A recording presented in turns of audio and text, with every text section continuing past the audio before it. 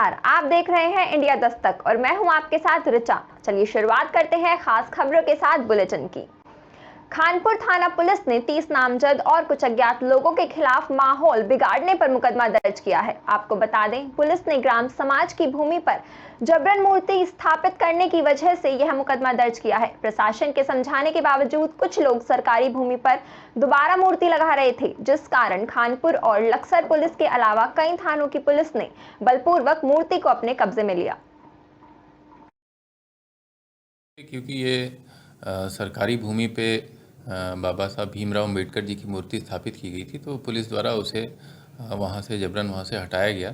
और उसके बाद जो है शाम को दोबारा पता चला था कि ये वहाँ पर पुनः स्थापित करी गई है। रखी थोड़ी आगे गई थी, लेकिन वो भी सरकारी भूमि पे थी, तो उस संबंध में जो है थाना खानपुर पे विभिन्न धाराओं में मुकदमा दर्ज हुआ है, जिसमें 10-15 लोग नामजद हैं और बाकी 15-20 लोग अज्ञात के खिलाफ ये मुकदमा दर्ज हुआ है।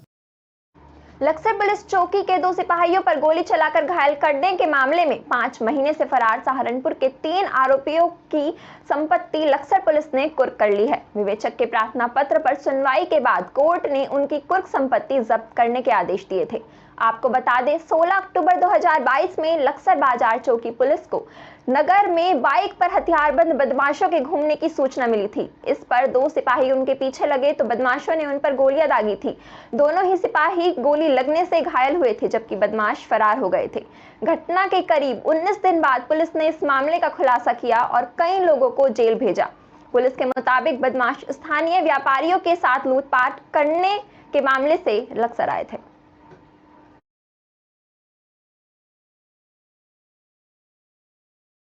लालकुआं विधानसभा के अंतर्गत आने वाले गोलापाड़ क्षेत्र बागजाला की क्षतिग्रस्त सिंचाई नहर के निर्माण कार्य को लेकर विधानसभा में क्षेत्रीय विधायक ने मांग उठाई, जिस पर बागजाला के लोगों ने क्षेत्रीय विधायक का आभार जताया।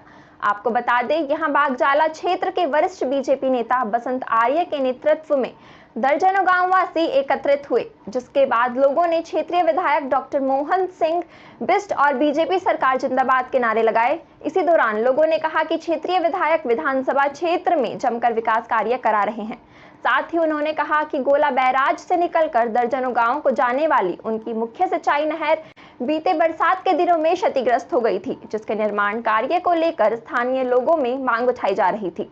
उन्होंने कहा कि नहर क्षतिग्रस्त हो जाने के कारण यह ग्रामीण इलाकों के लोगों को सिंचाई के लिए परेशानियों का सामना करना पड़ रहा था। लोगों की परेशानियों को देखते हुए क्षेत्रीय विधायक ने इस मामले को गंभीरता से लिया और विधानसभा के विशेष सत्र में इस मामले को रखा, जो अपने आप में काबिले तारीफ है। उन्होंने कहा कि इसके निर्माण में लगभग 5 करोड़ रुपए का खर्चा होना है, जिस पर डीबीआर बनकर तैयार हो गया है और जल्द ही इसका निर्माण कार्य शुरू हो जाएगा। विधायक जी का जो हमारे सुल्तान नगरी में बाढ़ से जो प्रभावित हो जा रहे थे हमारी जनता, उसके लिए जो कार्य किया है, हमने बजट आवेदन किया है, उसके लिए विधायक जी का बहुत बहुत धन्यवाद। ये तो एक हो गया ना, ये तो प्रोसेस हो गया विधानसभा में तो चलेगा लगातार। इसका प्रोसेस विधायक जी का बहुत बहुत आभार। बेमौसम बारिश ने एक बार फिर किसानों की कमर तोड़ दी है। पिछले कई दिनों से सिंगरौली जिले में कुछ इलाकों में लगातार बारिश और गरज के साथ आंधी का कहर जारी है। चितरंगी तहसील के कई गांव में ओले की बरसात हुई, जिससे किसानों को भारी नुकसान हुआ है। आपको बता दें, मोरबा थाना इलाके में आसमानी बिजली के कहर से आधा दर्जन पशुओं की दर्दनाक मौत हो गई। आंधी की वजह से कई इलाकों में पोल खंभे टूट गए, जिससे अभी तक कई इलाकों में बिजली गुल है। बिजली विभाग को भी इससे काफी नुकसान हुआ है। बहरहाल पूरे जिले में बेमौसम बारिश, आंधी, ओलों ने किसानों की मुसीबत बढ़ा दी है। बारिश की वजह से फसलें नष्ट हो गई हैं। किसानों ने तत्काल सर्वे कराकर राहत मुआवजे की मांग की है। मौसम की बारिश हुई है, इसमें किसानों का कितना नुकसान हुआ है? जैसा देखा जाए नुकसान इसमें 3-4 दिन से बारिश का मौसम ख़राब चल रहा है और आज बारिश हुई, सभी फसल खरिहान में है और फसल ख़राब होने का काफ़ी आसार है। गेहूं के लिए तो सही है, लेकिन रहर के लिए ज़्यादा नुकसानदायक होगा और प्रयास है, कहीं कहीं ओले भी गिरे हैं, तो सरकार से निवेदन है कि जहां भी ओले गिरे हों सर्वेक्षण करा के उनको उसका सहयोग राशि दिया जाए। मौसम की बारिश हुई है, इसमें किसानों का कितना नुकसान हुआ है? जैसा देखा जाए नुकसान इसमें 3-4 दिन से बारिश का मौसम ख़राब चल रहा है और आज बारिश हुई, सभी फसल खरिहान में है और फसल खराब होने का काफ़ी आसार है। गेहूं के लिए तो सही है, लेकिन रहर के लिए ज़्यादा नुकसानदायक होगा। और प्रयास है, कहीं कहीं ओले भी गिरे हैं, तो सरकार से निवेदन है कि जहां भी ओले गिरे हों सर्वेक्षण करा के उनको उसका सहयोग राशि दिया जाए।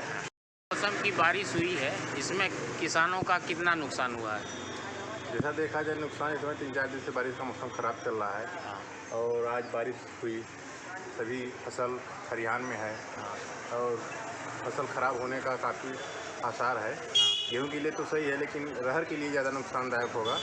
और प्रयास है, कहीं कहीं ओले भी गिरे हैं, तो सरकार से निवेदन है कि जहां भी ओले गिरे हों सर्वेक्षण करा के उनको उसका सहयोग राशि दिया जाए। मौसम की देश की सबसे बड़ी power plant Vindhyachal super thermal power project जो पूरे देश को बिजली दे रहा है, मगर बिजली उत्पादन से पैदा होने वाली राख ने स्थानीय लोगों का जीना मुश्किल कर दिया है। बलियरी ऐश डैम इलाके में बसे सैकड़ों परिवार एनटीपीसी के राखड़ डैम से उड़ती जहरीली राख और ट्रकों के जरिए परिवहन की लोडिंग अनलोडिंग से परेशान हैं। लोग हर जगह शिकायत कर रहे हैं, मगर कोई सुनने वाला नहीं है। अन्य दिनों की अपेक्षा गर्मियों में तो तेज हवाओं के साथ पूरी राख लोगों के घरों में खाने पीने के सामानों तक में घुस रही है, जिसकी वजह से लोगों को काफी दिक्कत हो रही है। स्थानीय लोगों की शिकायत पर जिला प्रशासन ने भी एनटीपीसी प्रबंधन को आगाह किया कि एनजीटी के नियमों का कड़ाई से पालन करे। दूसरी तरफ एनटीपीसी प्रबंधन भी रोजाना बढ़ते हुए ऐश को लेकर काफी बेचैन है और सिरदर्द बनते जा रहा ऐश को अब अफ्रीकन कंट्री, गल्फ कंट्री और बांग्लादेश भेजे जाने की कवायद की जा रही है। इस संबंध में माननीय एनजीटी ने भी संज्ञान में लिया है और जिला प्रशासन की ओर से जो है एनटीपीसी प्रबंधन को निर्देशित किया गया है। यदि निर्देश के उपरांत भी उनके द्वारा अगर इसका पालन नहीं किया जा रहा तो संबंधित जो प्रबंधक है उनको इस संबंध में पुनः निर्देशित किया जाएगा। संजय साहब, ये बलियरी है सर, ये एनटीपीसी का राखड़ डैम है सर। यहाँ पे बहुत ही ज़्यादा दिक्कत है सर। दिक्कत ये है कि एक तो गाड़ी इतना चलती है एनटीपीसी की सर, रात में दिन में इतना डस्ट उड़ता है। यहाँ के मुंशी ठेकेदार जो है इनको पानी डाले के बोलते हैं तो बोलते हैं तुम यहाँ के नेता बनते हो। हम पानी डाले के बोलते हैं तो बोलते तुम यहाँ के नेता बनते हो। खबर मध्य प्रदेश के उमरिया जिले से है, जहां राजस्थान के सवाई माधोपुर जिले से युवा योगी के रूप में विजय गुज्जर 7 दिसंबर को भगवान जगन्नाथ जी के दर्शन करने के उद्देश्य से दंडवत यात्रा पर निकले थे। विजय गुज्जर ने ये यात्रा देशवासियों के सुख, शांति और समृद्धि की मंगल कामना के उद्देश्य से प्रारंभ की है। बता दें कि ये दंडवत पैदल यात्रा उमरिया जिले के बीर सिंहपुर पाली पहुंची, जहां इस यात्रा का मां बिरासनी धाम सेवा समिति के सदस्यों ने माता के दर्शन कराकर युवा योगी को मां बिरासनी की प्रतिमा भेंट कर स्वागत किया। वहीं इनकी इस यात्रा को सफल बनाने के लिए जगत जननी मां बिरासनी से मंगल कामनाएं की। समिति के सदस्यों ने खाने पीने की व्यवस्था कराकर विजय गुज्जर की यात्रा को शुभकामनाएं दी। इस दौरान मां बिरासनी धाम सेवा समिति के सभी सदस्य मौजूद रहे। ये यात्रा ये नरोजाबाद तरफ से दंडवत आ रहे थे। माँ बिरासनी धाम सेवा समिति के किसी सदस्यों ने देखा कि ये दंडवत जा रहे हैं तो रुक कर पूछा गया कि बाबा जी आप कहाँ से कहाँ जा रहे हैं। तो बाबा जी ने बताया कि सवाई माधोपुर राजस्थान से जगन्नाथपुरी के लिए ये दंडवत जा रहे थे। तो माँ बिरासनी धाम सेवा समिति के सदस्य ने इनको माँ बिरासनी की प्रतिमा की पूजा अर्चना आरती करवाई। मेरा नाम विजय गुर्जर है। मैं राजस्थान सवाई माधोपुर जिले रेंडाइल गुर्जर गांव से जगन्नाथपुरी के लिए दंडवत चालू की है। 7 दिसंबर को चालू की थी और मैं आज 3.5 महीने मेरे को हो चुके हैं यहाँ पर उमरिया बीर सिंहपुर। तो मैं यहाँ पर एक दिव्य मंदिर था, उसके रश्मि धाम मंदिर, उसके दर्शन के लिए गया था। यहाँ के भाई ने मेरी बहुत अच्छी सपोर्ट की और वो मेरे साथ भी हैं, मेरी मदद कर रहे हैं। तेज हवा और बेमौसम बरसात ने हर जगह पानी ही पानी कर दिया। वहीं जहां गर्मी के मौसम में वर्षा अमृत का काम करती है, इस वर्ष जहर बनकर बरस रही है। बरसात का पानी खेतों में खड़ी और कटी फसलों को बर्बाद कर रहा है। इसके चलते किसानों के माथे पर चिंता की लकीरें साफ देखी जा रही हैं। लगातार बेमौसम बारिश के कारण किसानों की हालत खराब हो गई है। वहीं किसानों ने जानकारी देते हुए बताया कि इस समय किसानों को इस बेमौसम बरसात से लाभ कम हानि ज्यादा हो रही है, क्योंकि इस समय दलहन जैसी फसल, सरसों की फसल की कटाई चल रही है तो गेहूं की फसल भी अधपकी हालत में है, जो गिरकर उथल-पुथल हो गई है। उधर आम की फसल को भी इस तूफान भरी बारिश से अच्छा खासा नुकसान होता नजर आ रहा है, जिससे इस आंधी तूफान भरी बारिश से किसानों को भारी नुकसान हुआ है। विदिशा के स्थानीय रेस्ट हाउस में इलेक्ट्रॉनिक मीडिया संघ का गठन सर्वसम्मति से किया गया, जिसमें संरक्षक मंडल की अनुशंसा और उपस्थिति पत्रकारों की सहमति पर इलेक्ट्रॉनिक मीडिया संघ के नगर अध्यक्ष रवि चौरसिया को बनाया गया। वहीं संघ की कार्यकारिणी का भी गठन किया गया।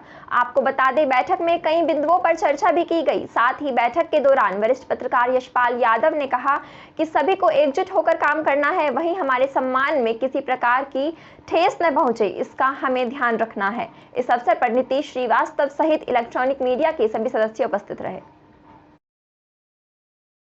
वरिष्ठ गणमान्य पत्रकार साथी जोनों के माध्यम से मुझे आज ये सौभाग्य प्राप्त हुआ है कि मैं इलेक्ट्रॉनिक मीडिया संघ का अध्यक्ष बनाया गया है। ये सबके प्रेम भाव के नतीजा है जो आज मैं इस दौर पर खड़ा हूँ। मेरे से जितना बनेगा संघ के लिए उतना करूँगा। देश में एक और सबसे ज़्यादा प्रभावी इलेक्ट्रॉनिक मीडिया है तो शहर छोटा है, लेकिन छोटे से शहर में प्रिंट मीडिया के साथ साथ इलेक्ट्रॉनिक मीडिया भी प्रभावशाली है और निरंतर ये अपनी कार्य क्षेत्र में काम करते रहते हैं। कई प्रकार की समस्याएं आती हैं, जिसको प्रमुख रूप से बिंदु बनाते हुए आज ये संगठन की बैठक रखी गई है। ऐसी ही देश और दुनिया की बड़ी खबरों के लिए देखते रहें इंडिया दस्तक। नमस्कार।